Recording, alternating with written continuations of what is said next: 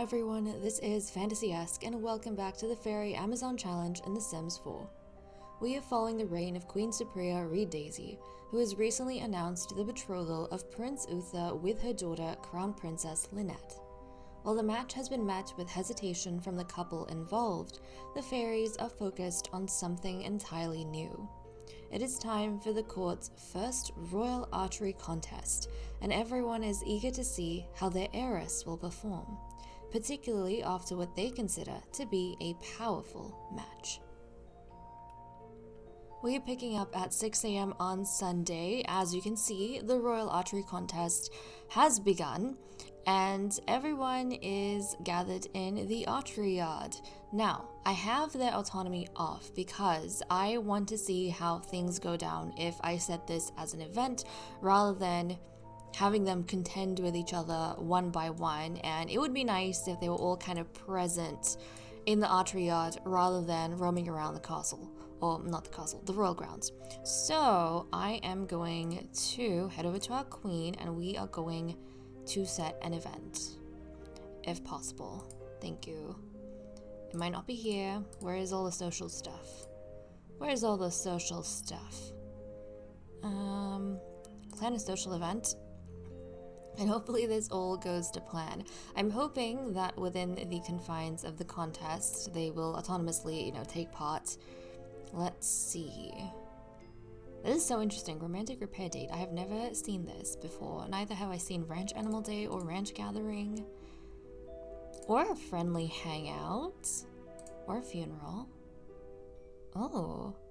I never look at these things. I'm sure a bunch of these came in from the new packs and I just have never checked them out. A family reunion. That is so cool. A romantic date. A get to know you date. That is so cool. But okay, no, we're gonna focus in on the archery competition. We're gonna host an archery competition, compete, judge, or simply watch. Just be sure to stay out of the competitors' way. Okay, so we have competitors, spectators, and judges. We need one spectator. You know what? All the kids can be the spectators. The kids, yes, so Jadis and Vivian and Titania, Slycorax and Tinker, the children can be our spectators. I might get Uther to be the judge so that I can have all the females participate. Oh, we're hiring the judge. I mean, that's fine. So all the ladies in the castle, I keep saying castle because I'm so used to our Amazons being castles, but no. All our fairies in the main court are going to be competing. So we're going to have Bran and Katarina. Kayla, we'll have Lynette, and we'll have Brant and Supriya. Yeah, Lady Brittany is not going to participate because she is a caretaker and not in the main court. Okay, I'm kind of excited. I mean, we have our judge over here, worked out. Yes, it's going to be in the fairy court. Now the archery competition is underway. It's gonna take 4 hours, but maybe I should leave autonomy on, even if they might wander off. But I'm sure from time to time, they will all take turns competing. Is this guy our judge? He is dressed ridiculously. This guy is, okay, we have Lady Brant, and I think Crown Princess Lynette already taking to the targets. This is nice. This guy is dressed ridiculously, but he is going to be our unfortunate judge. It would have been nice if we could have gotten, say, Uther to be the judge. I would have liked that quite a bit. But it is what it is. We have the girlies, Jadis. She does not waste any time coming right up to her mother, and I have noticed she spends a lot of time actually, guys, with Uther, talking to Uther and her mother. It's almost as though Jadis kind of just automatically knows who the most important people are in court right now, and she wants to get close to them. Okay, Dustin is here. Dustin is the father of Vivian and Titania. He's over here. He's probably heard of the archery contest and is kind of eager to see what's going on. Well, Tinker and Slycorax, the twins, and then, Vivian and Titania, they're kind of chatting with each other. That's fine. Now, these guys, oh yeah, they find this fight really fascinating, but over the course of essentially the, I guess, next couple of hours, they're just going to, in their own time, it's not as organized as a one-on-one contest would be, but they will take turns over here. They will be motivated to take turns, and someone will emerge victor, and we won't have to kind of police it as much, which is the whole point of this. Now, I am noticing that even though everyone in the main court is a participant, I have seen Lynette and Brant going at it the most. Kayla has been trying a little bit, but I don't think she's put as much effort in as our heiress and Brant. And so I'm wondering if Lynette might actually end up winning the archery contest. I think that would actually be really good for her. I mean, whoever emerges as victor is going to get a bonus influence point. And we know that for Lynette, she isn't viewed as favorably, although I think everyone is acknowledging the benefit of her match with Uther. Now, Lynette tried to tell her mother that she wasn't too keen on it, but the queen essentially dismissed her worries and concerns. I don't even think she listened to Lynette, which is very unfortunate, but it kind of shows that nobody really takes Lynette seriously, and maybe people like the queen believe that they're the ones who need to make the decisions to essentially organize her life for her. They don't think she has it in her to kind of be smart and decide for herself.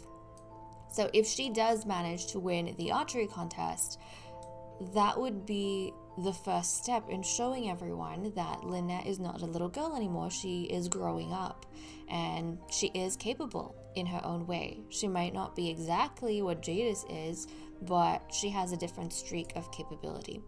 So I think it would be nice if she won. And then we have Brant. Brant winning would be fascinating as well, because she has largely been staying out of politics ever since the court kind of split into two factions following the summer council being appointed. So it would be interesting if, she was lying low this whole time and then she emerged as victor of the Royal Archery contest. That would kind of show that she hasn't stopped honing herself and her skills. So, that'd be interesting. And it kind of would show that while everyone else is distracted with their petty struggles and battles, that she's focused on the right things. And what is going on with Uther? Is he not impressed with the game? He seems very expressive, but I don't know. Guys, hold on. The archery contest, it is at an end. The results are in, and Lady Brant Falcon Russell is the winner of this archery competition. Lady Brant has taken home a prize in the amount of 1,500 simoleons. Oh, Lynette! Okay, I kind of like doing the archery contest as this social event because it is a lot faster and not as boring as doing it a different way, because they take way more rounds when you do it initially. Like if you have them challenge each other, it takes a lot longer and it's kind of difficult to go through the entire court. It ends up becoming boring. It's not as engaging as the sparring and fights, sword fighting, the vampiric spars. So I kind of think I like this version a lot better. But I'm happy that Brant won, because it does show she's gonna get one more bonus influence point. It does show that she's focused on the right things, and she kind of has the right tactic with laying low and kind of just observing everyone. But I feel bad for Lynette, because I think Lynette really was trying. We all saw in that contest, she was the most engaged along with Brant. I feel like she really was trying to win because she kind of saw it as an opportunity to finally get the others to look at her differently. Maybe if she won, her mother wouldn't dismiss her and actually listen to her complaints and concerns. But once more, no matter how hard she tries, she just isn't built for this. Unfortunately, she lost to Brant. Brant had more experience, and therefore Brant won. I'm happy for Brant, because I feel like her fortunes are definitely changing. But Lynette, I kind of feel gutted for her. This was a really good chance for her to prove herself. And now that it is kind of over, she doesn't really have anything to be able to up her influence aside from the marriage or the betrothal she has with Uther. She obviously has not gained an influence yet, but if she follows through with her marriage to Uther, she will gain an influence point from that. Is it 1 or 2? I think it's 1. It might be 2, I'll have to check. But she'll get an influence point. But there isn't any other event. Like, the next event is the Royal Forage quest, and that's in the autumn. So unfortunately, she's kind of stuck with just 2 influence points. And I don't know if I mentioned this, but because she's the crown princess, she already has +2 influence points. So this would have been a great opportunity, but unfortunately it passed her by, and now she may just have to rely on the one thing she doesn't want to rely on. Oh, Lynette. It's gonna take time, and we might just have to see over the natural course of her time in court how the others view her. For now, though, it seems kind of rough. Oh, Lynette. It is 12:45 p.m. and I, in the aftermath of our royal contest, wanted to see what all the fairies were kind of thinking. So we're going to go through some whims, starting off with Lady Bren. Bren wants to bring a gnome to life. And I think this might be in regard to the garden that is in absolute disrepair. So where do we have a gnome? I think for Bren, I don't think is being as perceptive about the state of the court and the tension in it. We know that before the summer council was appointed, she was very much focused on Brant being against Katerina, because Brant is involved with Katerina. And I think she's narrowed in on that, and that's all she's been focusing on this whole time. So, for Bran, after the council's appointment, she's kind of been noticing that Brant hasn't really been doing anything, and she thinks, therefore, life in the court is more or less settled. But that is not the case. Things have been picking up between everyone else, and that's the reason why Brant has backed off. But does she have enough fairy dust? I'm gonna... You are like... Hold on, I need to get you up here. I need to get you to instantly fly here. We're gonna collect some fairy dust. 5 will do. 1, 2, 3, 4, 5. And can we send this gnome for gardening? I don't think we need anything in regards to cleaning. Let's see if this gnome can help us out just a little bit with gardening. I don't honestly know if the gnomes do anything, but the fairies think they do, so I'll let them be happy. Okay, Kayla, meanwhile, wants to read a Sim's aura. Okay, I think, you know what? We know she's kind of calculating, and her mind's always ticking. Following the Archery contest, she may have become really curious about someone. So let's see her relationships and who she might want to read the aura of. Okay, she has a 0 friendship with Lynette.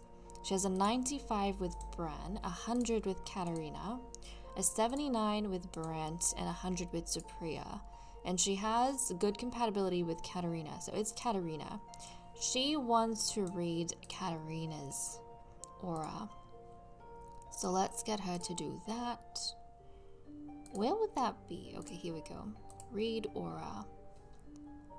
I hope Katerina stops her fighting. Okay, Kayla, let's go and read Katerina's aura. wondering whether or not she might finally pay attention to Bren or even the Crown Princess and realize that, hold on, I'm getting too carried away with my petty struggle against Katerina and the members of the council and, other people I should be more concerned about. But no, she's still very much caught up in trying to gauge Katerina and Bren, I think, who she considers to be her rivals in court right now.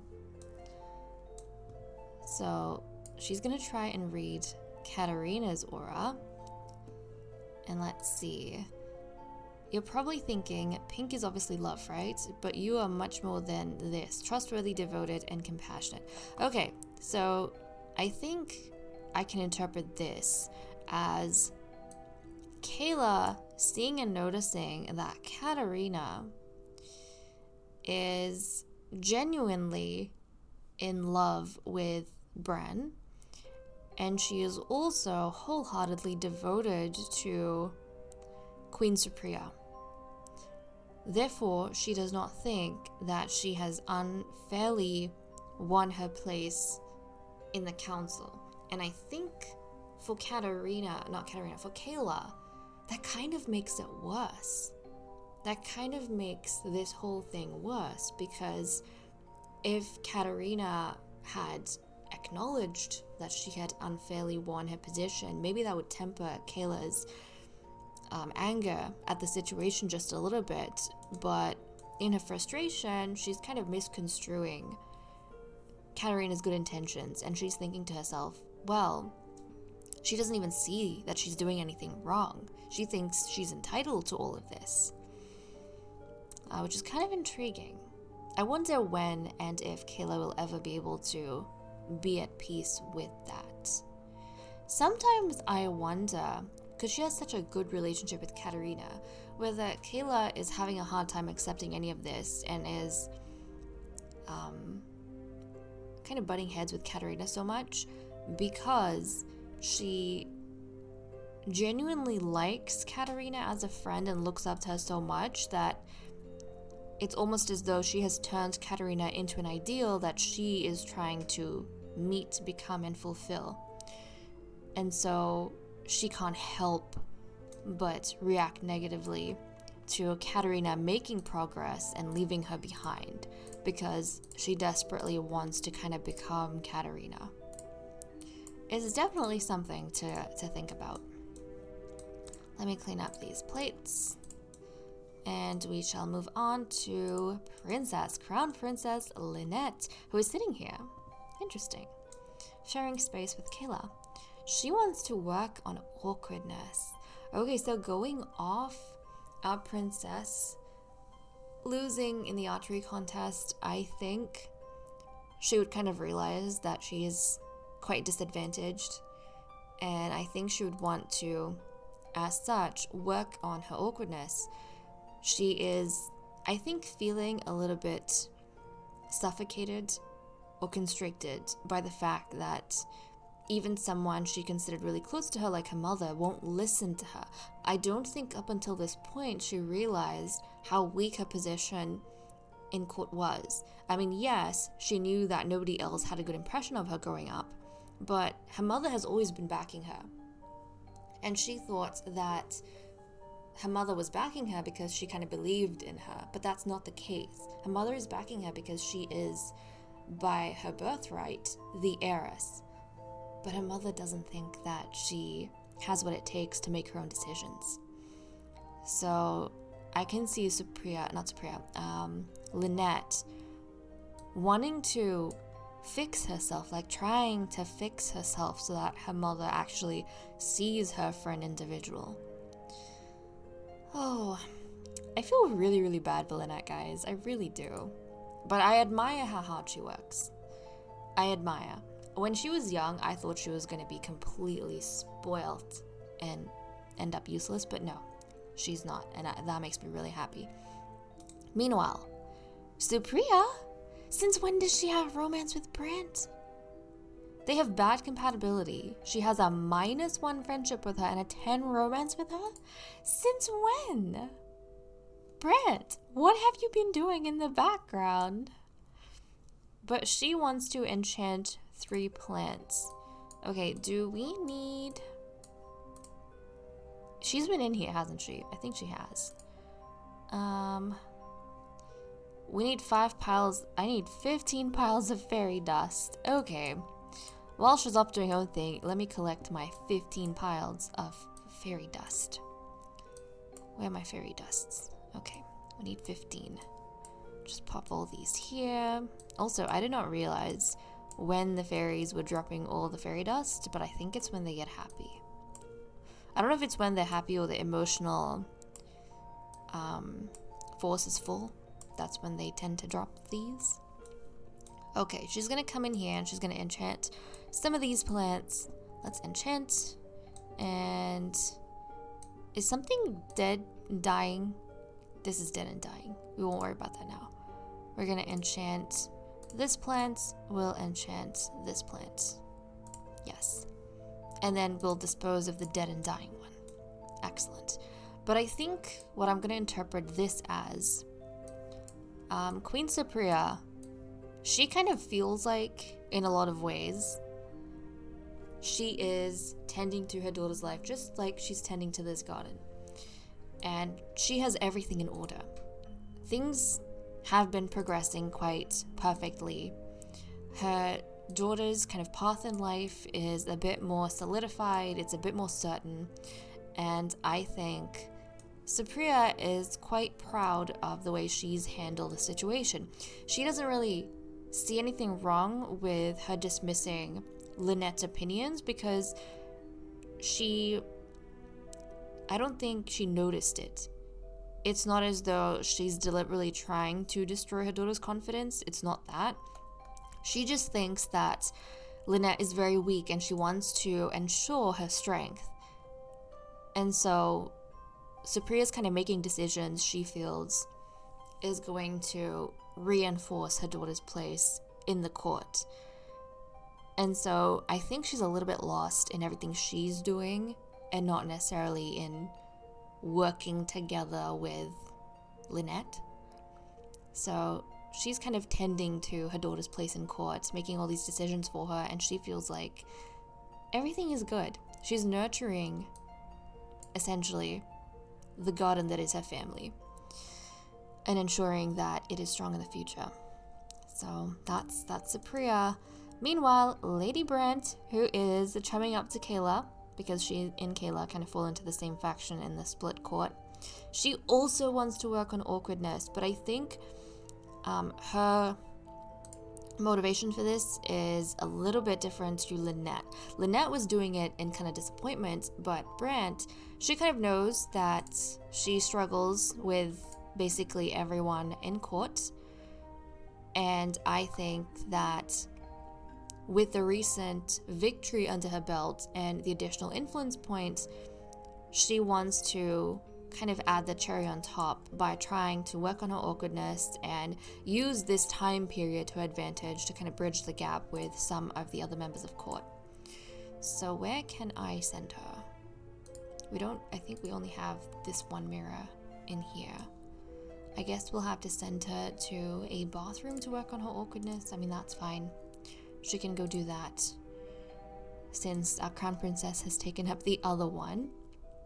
But that's essentially Brant's position in this. She knows that she has a bit of an advantage right now.